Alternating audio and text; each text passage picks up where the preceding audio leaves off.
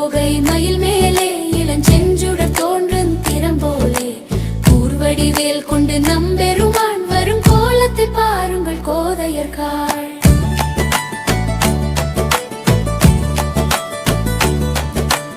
ஆறு முகங்களில் புன்சிரிப்பும் இரண்டாறு புயந்திகள் அற்புதமும் வீறு பரஞ்சுடர் வண்ணமும் ஒரு திருமேனியும் பாருங்கள் வெள்வளைக்காள்.